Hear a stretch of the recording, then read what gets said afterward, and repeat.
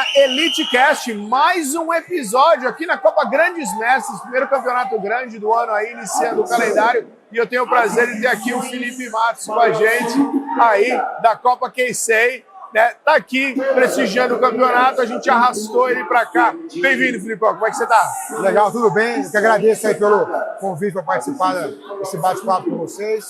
Aproveitar, né, vir acompanhar os meus alunos aqui no campeonato. E aí, melhor ainda, podendo trocar uma ideia com vocês. Poder bater um papo com a federação aqui. Com certeza. Muito aluno lutando hoje, como é que tá isso aí? Hoje a gente não está com tanto aluno, acho que tem ali de 15 a 20 que vieram lutar. Os campeonatos no começo do ano, eles tendem a galera demora um pouquinho para entrar no ritmo, é Sim, assim? Como é sim. que é o ritmo da galera no começo do ano? Até por uma questão de organização, o pessoal às vezes demora para fazer a carteirinha, acaba perdendo data, ainda não se sente preparado, né? Acho que não está treinado, então a adesão é um pouco menor. Mas o que atrapalha um pouco é o calendário, né? Hoje mesmo está tendo outro em Curitiba, alguns optam por ir. Então, os primeiros do ano acabam se dividindo, às vezes também, que diminui. Mas, mesmo assim, tem bastante gente, pô.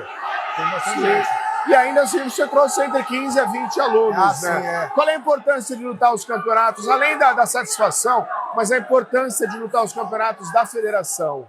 Eu sempre incentivo muito, estimulo os alunos a participar de competição, mas principalmente da federação. Então, eu acho que a maneira de fazer o esporte crescer é a gente fomentar esses campeonatos, a entidade em si. Então, fazer a carteirinha, criar um currículo direitinho na federação. Você pega, eu falo por mim, né? Eu compito desde os 12 anos de idade. Então, eu tenho minhas medalhinhas de paulista de faixa amarela, faixa laranja. Aí fiquei um tempo lutando em outra federação. Nem se compara com a Federação Paulista, que hoje é espetacular em termos de organização. Não dá nem para comparar com a Confederação Brasileira, porque, na verdade, quando o brasileiro acontece, aqui junto. Então, acaba sendo a mesma coisa, podemos dizer, né? Então, eu acho importante incentivar por isso. Uma questão de crescimento do esporte, mas crescimento organizado, né? Então, o cara chegar na faixa preta, tem tudo certinho, faixa a faixa, filiado, os resultados, o currículo. Eu valorizo muito mais isso do que os eventos avulsos, que são legais, dão dinheiro às vezes, são difíceis, mas eu tento priorizar e valorizar sempre os oficiais, né, que são da federação. Sim, os seus alunos até podem lutar outros eventos, mas tem uma prioridade aos eventos. Mas eu priorizo. Tanto que eu falo para eles, né, sempre no começo do ano. Eu me comprometo a acompanhá-los nas 3 etapas do Paulista, no Paulista e no Brasileiro. Os outros, quando dá, eu vou. Senão, todo final de semana tem, né, cara? Todo final de semana tem algum compromisso, algum aluno tem alguma encrenca em algum lugar. Exatamente. É verdade. E você e as competições? Você tem um histórico de competição? Você ama competir? Você aposentou? Você ainda tem aquela coceira de eu quero ser? Ainda não aposentei, mas eu estou num ritmo bem mais devagar. Eu tinha um ritmo bastante forte de competição. Eu lutei de faixa preta adulto durante 10 anos, né? Dos 20 aos 30 eu lutei de adulto. Sim. Então, e aí aqui na federação mesmo, Campeonato Paulista, durante, 10 anos lutando, eu tive a sorte de pegar o início da seletiva do PAN. Que legal. A primeira foi em 2010, eu ganhei as 4 primeiras. 2010, 11, 12, 13. Em 2012, inclusive, foi na ginásio. A seletiva do PAN, que na época pagava passagem, hotel, tinha carro para a gente andar lá. Então eu tive essa sorte. Eu competia muito. As etapas do Paulista, seletiva do PAN, Paulista. E era que lutavam, os grandes nomes de São Paulo lutavam, né? Todos eles. Hoje os líderes de equipe lutavam muito. Os Almeida, Leandro Lô, Cícero Costa. O pessoal lutava, todo mundo estava lutando. Hoje está todo mundo mais administrando, tocando equipe, luta de master, mas luta menos. Mas eu lutei muito, lutei bastante. Você citou alguns nomes agora, grandes nomes do nosso esporte passaram pelos tatames da federação. Sim. E nós, num dos últimos eventos, talvez no último evento do ano passado, nós passamos no telão um highlight. Sim. Você lembra daquilo? Lembro. Foi muito bacana ver toda aquela galera. E a gente pode ter nesses tatames aqui um dos seus alunos, com certeza, um novo Leandro, um novo André Galvão, uma nova galera aí que vão ser grandes pessoas no jiu-jitsu, grandes figuras de jiu-jitsu, passando pelos tatames aqui. Com certeza, eu lembro. Como eu falei, eu não sou tão velho, Tô com 41 anos Pô, agora. você é jovem, pô. Mas eu comecei muito novo, né? Então eu tô indo para 30 anos aí quase de jiu-jitsu. Eu lembro lá, esse campeonato do Círculo Militar, que tinha, era faixa amarela. Era a época que já tinha o pessoal começando a vir do Rio, né? E aí tinha o Godoy de preta já na época. Depois começou a ter o pessoal Demian Maia, a galera que depois despontou ou no MMA ou no jiu-jitsu mesmo, né? E o pessoal começou a vir de fora. Então eu peguei toda essa, desde esses primeiros lá, Leva tudo. até quem foi chegando, a minha geração, que é aí sim, André Galvão, tinha o pessoal depois, quando eu vi treinar no Barbosa, eu saí lá de Jundiaí para treinar no Barbosa, em São Paulo, foi muito atraído por isso. Começou a surgir uma galera nova, que era lá do Barbosa, o Thiago, o Adriano, que era do Mestre Otávio também, o Piero, o Augusto Ferrari, a turma da minha geração, mais ou menos. Então, tudo isso aí fez uma época que era um campeonato duríssimo, duríssimo. Tanto que toda essa turma aí, quando ia para o Rio, brasileiro, pan-americano, conseguia alguma coisa lá, despontava lá também, né? Então, foi uma época bem legal. E é importante, hoje você é professor, mas você tem um histórico de competição, ainda gosta de competir, mas você tem um histórico de competição. É importante que o professor tenha esse histórico, que ele ainda esteja na ativa, ou não? É tranquilo, não tem problema? É um diferencial. É um diferencial. É um diferencial. Não costumo falar. Se o faixa preta, a pessoa não tem uma história de competição, não tem um currículo, isso não impede ele de ser um bom professor. Não impede. Mas não dá para negar que o cara que teve, ele tem algo a mais a oferecer. Em experiência, em vivência. Porque por que a gente traz o aluno competir, né? O aluno, muitas vezes, pode vir por um motivo que seja mais fútil, vamos dizer assim, né? Quiser só ganhar a medalha. A gente, como professor, já traz, eu acho que com uma intenção, um objetivo um pouco maior, mais genuíno, que é o desenvolvimento do aluno. O aluno que compete, ele volta para a academia muito melhor do que ele veio. Sobre de experiência, tecnicamente também, porque o cara erra aqui, quem aprende aqui eu não consigo ensinar, às vezes, em meses lá. Né? Porque é uma experiência muito mais traumatizante, né? Marcante, mais traumatizante. impactante. Então, eu acredito que depende do motivo. No caso do professor, eu, na verdade, em termos de competição, eu já competia com esse objetivo. Mais do que de ganhar, óbvio que ninguém vai competir para perder, mas eu já tinha mais objetivo de competir para melhorar como professor, de um dia ser um professor melhor para os meus alunos, do que qualquer outra coisa, né?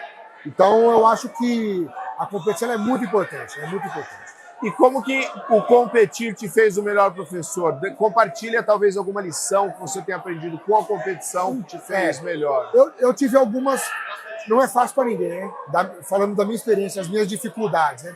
Eu sou nascido e criado em Jundiaí. Hoje Jundiaí fica a menos de 1 hora de São Paulo, né? Mas a distância física não aumentou. Mas, pô, há 20 anos, as facilidades, a comunicação, fazia com que fosse mais longe. O acesso não era tão fácil como hoje. Eu treinei lá até minha faixa preta. Quando eu vim treinar no Barbosa, São Paulo, eu percebi um gap muito grande meu, em relação à técnica, em relação à experiência. Eu caí de cabeça da competição. Isso me ajudou muito no meu desenvolvimento técnico, porque é aqui que você vai medir, né? Eu já ouvi pessoas falando sobre esse exemplo, eu acho que ele é legal, né? Tem a Fórmula 1, né?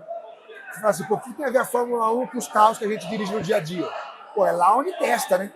Lá se fala, pô, o motor, né? A Mercedes, as vezes estão lá testando. A tecnologia está lá, né? E com certeza é de lá, de laboratório, que vai chegar aquilo que o povo vai usar. Então eu enxergo competição muito dessa maneira. Você vem aqui, eu venho competir, pô, aqui eu vou saber se funciona realmente. Eu tenho uma raspagem, eu sou bom nessa raspagem. Se eu venho aqui e faço, pô, realmente funciona. Se eu consigo ter uma carreira vitoriosa com as minhas técnicas, é uma comprovação de que ela funciona. Porque se eu também eu tenho um vocabulário técnico, bom de té, vem aqui, não ganho nada, não consigo aplicar nada. Será que funciona? Né? Então isso vai te ajudar a melhorar tecnicamente, isso passa credibilidade para os alunos. Né? Por que o aluno vai te procurar na academia? Se ele não te conhece, nunca te viu, acredito que um dos primeiros chamarizes é o seu currículo. Se você ganha campeonato ou não. Não é o mais importante. É uma coisa importante, não é. Mas às vezes é o primeiro contato. Né? É a primeira coisa que o cara vai procurar, é isso. Então eu acho que me ajudou muito nesse sentido. Tecnicamente, comercialmente, né? E como atleta, né? Cada vez melhor, porque você vai melhorando a parte psicológica, vai se desenvolvendo, né? Pessoalmente. Então, É muito. Dá para falar até amanhã aqui dos benefícios que tem de competir. Dos benefícios de competir, não só praticar o jiu-jitsu, mas competir. E para o aluno que não tem desejo ou talvez tenha medo de competir, como você lida como professor? Como é que você fala, será que eu preciso encorajar esse menino? Será que eu preciso esperar? Como é que você lida com esse aluno? Porque você sabe que é algo que pode fazer muito bem para ele. Sim. Mas às vezes ele não está preparado. O professor tem que ter um certo tato ali? Tem. Cara, a gente não vai conseguir fazer todo mundo competir. Vai ter aquele cara que não vai competir, não tem jeito.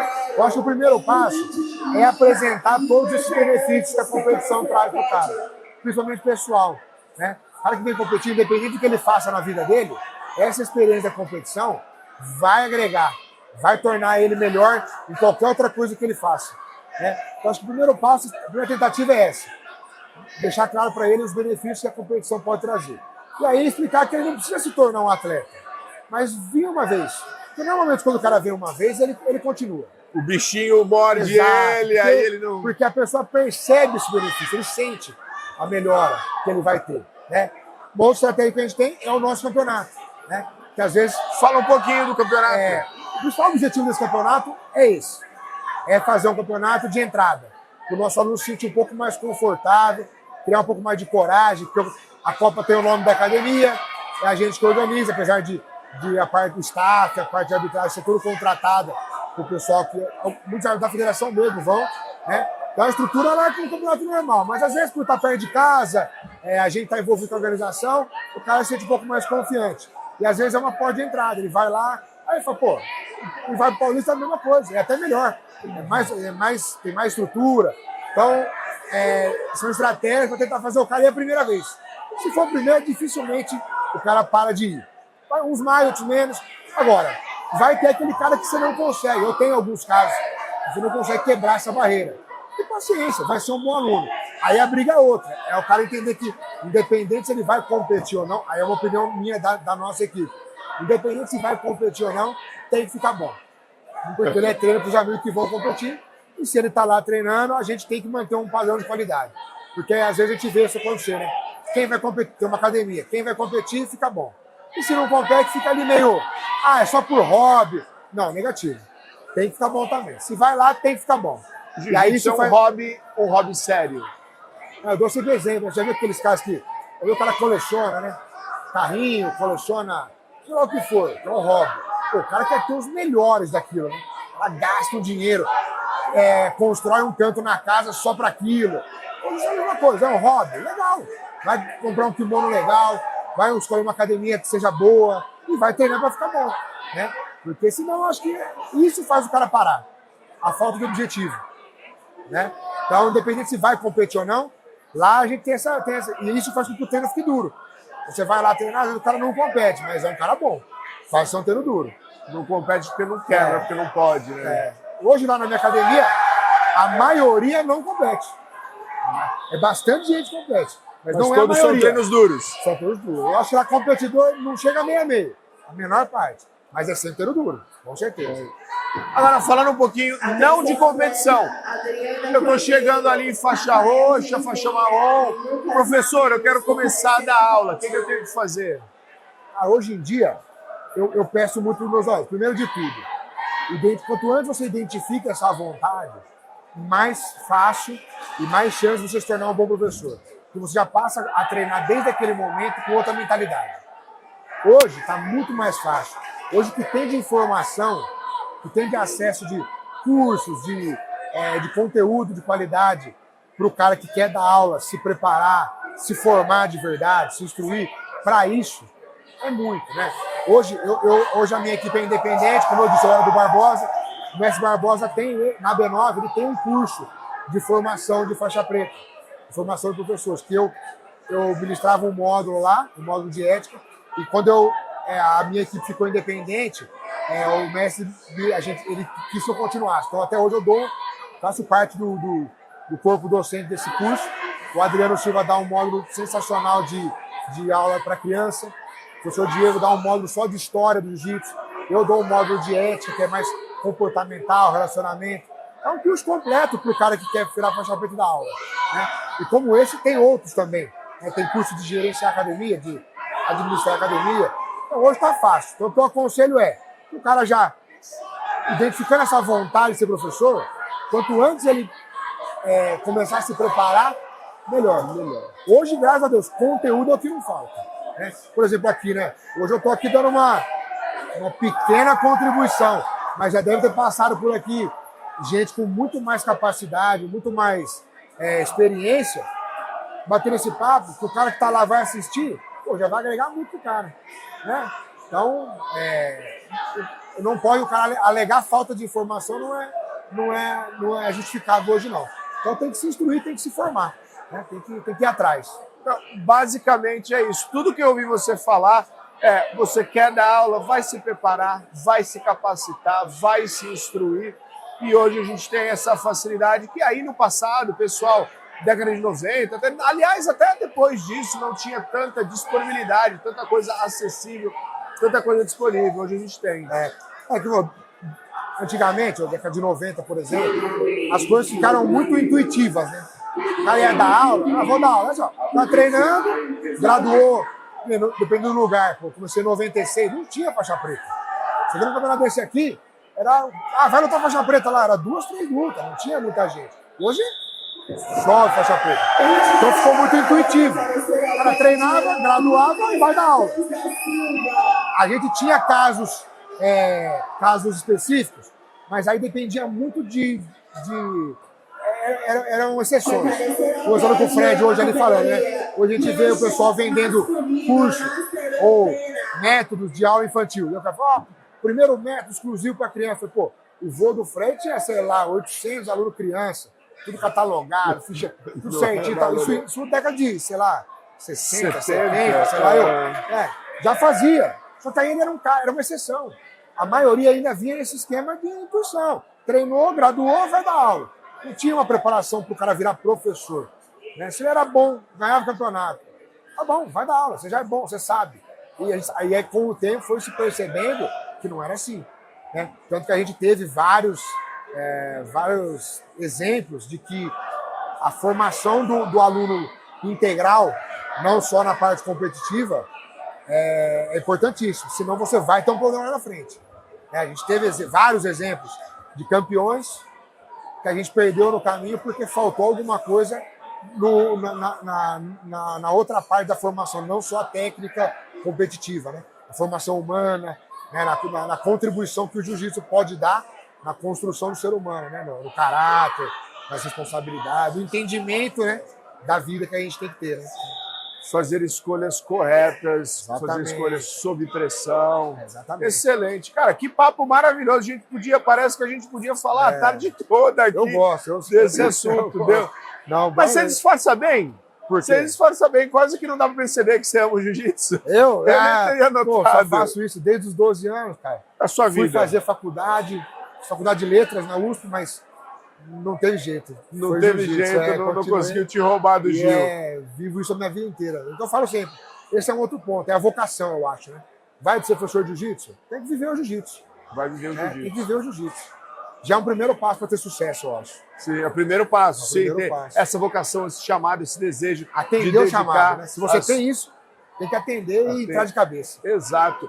Cara, eu queria deixar, você falou muitas coisas aqui, eu tenho certeza que vai ser extremamente útil para a galera que está ouvindo, mas eu queria que você deixasse alguma coisa que está aí no teu coração, que você acha que é importante, que todo mundo tem que ouvir, uma mensagem sua para os ouvintes aqui, os espectadores, os telespectadores que é o pessoal que acompanha aqui o EliteCast da Federação Paulista.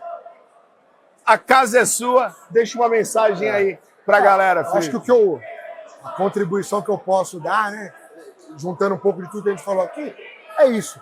Acho que se a gente conhece o jiu-jitsu, que a gente se apaixona, e seja lá o lugar que a gente vai encontrar no jiu-jitsu pra gente, seja como atleta, como professor, como praticante, a gente tem que fazer aquilo da melhor maneira possível, tem que se entregar e nesse lugar que a gente resolveu ocupar, a gente fazer com excelência, se dedicar a estudar, se informar, se formar, porque é isso, o jiu-jitsu ele vai ser construído e vai crescer dependendo de cada uma dessas pessoas que ocupam esses lugares. Então não são só os professores, não são só os atletas, né? São os praticantes, são os atletas, os professores, os organizadores, né? Os dirigentes, a mídia, todo mundo junto. Então, cada um desses tem que dar o melhor de si, tem que viver o jiu-jitsu de verdade.